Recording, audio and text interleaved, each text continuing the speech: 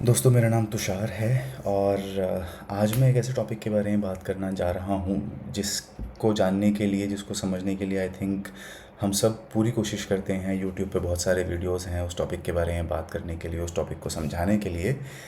लेकिन I think कोई भी ऐसा वीडियो एटलीस्ट मैंने अब तक नहीं देखा जो आपको पूरी डिटेल में विद एक्सेल विद कैलकुलेशन चीज़ें डिटेल में समझा रहा हो, ताकि आप उस वीडियो को देखकर अपना जो भी डाउट्स हैं वो क्लियर कर पाएँ। तो the topic that we are going to talk about is actually home loans.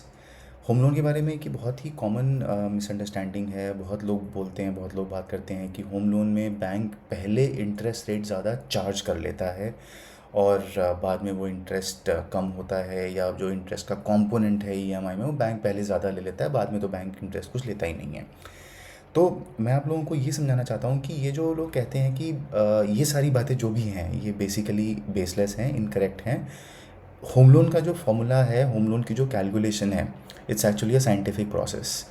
तो उसमें बिकॉज़ इनिशियली प्रिंसिपल बहुत ज़्यादा होता है, तो आपका जो इंटरेस्ट है प्रिंसिपल के ऊपर वो भी ज़्यादा ही होगा, क्योंकि आपकी ईएमआई फिक्स्ड होती है। तो जो प्रिंसिपल के अगेंस्ट में अमाउंट बचेगा एडजस्ट होने के लिए वो एक्चुअली बहुत थोड़ा होगा।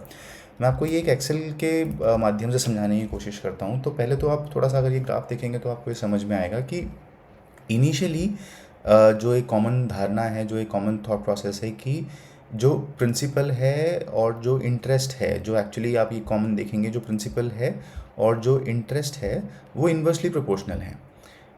क्यों है वो मैं आपको भी समझाऊंगा, लेकिन शुरू में ऐसा ये बात सही है कि इंटरेस्ट जो चार्ज होता है वो ज़्यादा होता है, वो ग्रेजुअली कम होता चला जाता है, और जो प्रिंसिपल है वो इनिशियली कम होता है, लेकिन धीरे धीरे वो बढ़ता चला जाता है। लेकिन क्या बैंक्स ऐसा कर रहे हैं या ये प्रिंसिपल ही ऐसा है, वो मैं आपको अभी समझाने की कोशिश करूँगा इस कैलकुलेशन के माध्यम से।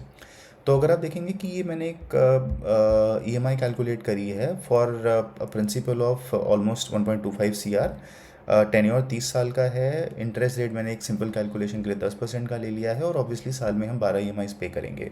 तो इस अमाउंट के लिए इस कैलकुलेशन में अगर हम देखेंगे तो हमारी ईएमआई बनती है 1,09,696 रुपये, जो कि हमारी शुरू से लेके एंड तक फिक्स रहेगी जब तक हम पूरा इंटरेस्ट और प्रिंसिपल बैंक को क्लियर नहीं कर देते हैं। सो 360th मंथ पे, विच इज़ 12 × 30, 360 मंथ पे जाके हमारा जो बैलेंस पेंडिंग होगा वो हो जाएगा ज़ीरो, और जो हमारी ईएमआई होगी वो हो जाएगी ख़त्म। तो इस कैलकुलेशन में अगर आप समझें तो आपको ये समझ में आएगा कि क्योंकि पहले साल या पहली ईएमआई में रादर हमारा जो प्रिंसिपल है वो 1.25 करोड़ आउटस्टैंडिंग है, तो हमारी जो पहली ईएमआई बनेगी वो बनेगी 1,09,696 रुपये, और जो इंटरेस्ट कैलकुलेट होगा वो पूरे 1.25 करोड़ पे कैलकुलेट होगा। 1.25 करोड़ पे अगर हम 10% एनुअलाइज्ड इंटरेस्ट देखेंगे एक महीने का, तो वो आएगा रफली 1,04,167 रुपये। तो जो प्रिंसिपल के अगेंस्ट में एडजस्ट होने वाला अमाउंट होगा वो बचेगा ही 5,530 रुपये। लेकिन अगले महीने अगर आप देखें फिर से, अगले महीने क्या हो रहा है, आपकी ईएमआई सेम है 1,09,696 रुपये, लेकिन आपका जो इंटरेस्ट है वो पहले महीने से थोड़ा सा कम हो गया है, और जो प्रिंसिपल है वो पहले महीने से थोड़ा सा बढ़ गया है। क्यों हुआ ऐसा? क्योंकि अब इस महीने जो हमारा इंटरेस्ट कैलकुलेट हो रहा है वो 1,25,00,000 पे नहीं हो रहा है, वो 1,24,94,470 रुपये पे हो रहा है। तो थोड़ा सा हमारा इंटरेस्ट कम हुआ, क्योंकि ईएमआई सेम है, तो जो भी बैलेंस अमाउंट बचा वो प्रिंसिपल के अगेंस्ट में एडजस्ट हुआ, इसीलिए हमारा प्रिंसिपल थोड़ा सा बढ़ गया। तो अगर हम इस एक्सेल में देखेंगे, इस टेबल में देखेंगे, तो ये रफली 278 महीने, 280 महीने के आसपास में एक ऐसा पीरियड आएगा जहाँ पर हमारा प्रिंसिपल जो है वो इंटरेस्ट के बराबर आ जाएगा, और उसके बाद हमारा धीरे धीरे जो हमारा प्रिंसिपल है वो इंटरेस्ट से ज़्यादा होना शुरू हो जाएगा। तो अगर यहाँ पे देखें हम, तो रफली 277वें महीने पे हमारा प्रिंसिपल और इंटरेस्ट ऑलमोस्ट नज़दीक आ जाते हैं, और 278वें महीने से हमारा जो प्रिंसिपल है वो हमारे इंटरेस्ट से थोड़ा सा ज़्यादा हो जाता है, और धीरे धीरे करते हुए फिर बाद में हमारा प्रिंसिपल बढ़ता चला जाता है और इंटरेस्ट कम होता चला जाता है, क्योंकि हमारा बैलेंस आउटस्टैंडिंग जो है वो इस टाइम तक आते आते काफ़ी कम हो जाता है। तो इसी वजह से शुरू के जो टेन्योर्स होते हैं उनमें जो इंटरेस्ट चार्ज होता है ईएमआई के अंदर वो ज़्यादा होता है, और प्रिंसिपल कम, क्योंकि हमारा बैलेंस आउटस्टैंडिंग बहुत ज़्यादा है।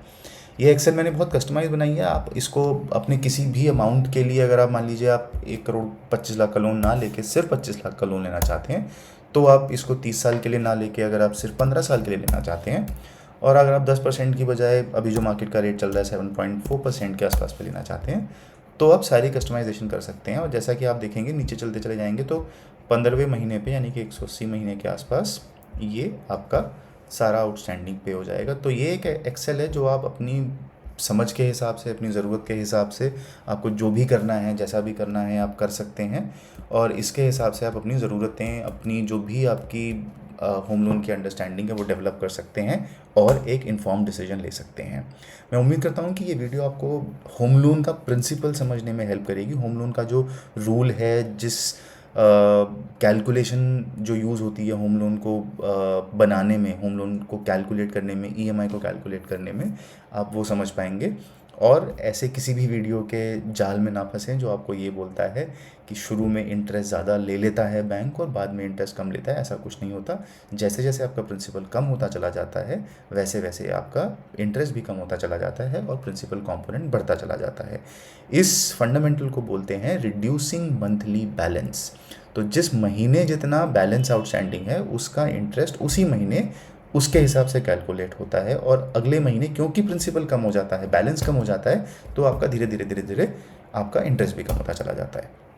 तो उम्मीद करता हूँ आपको ये वीडियो पसंद आई होगी।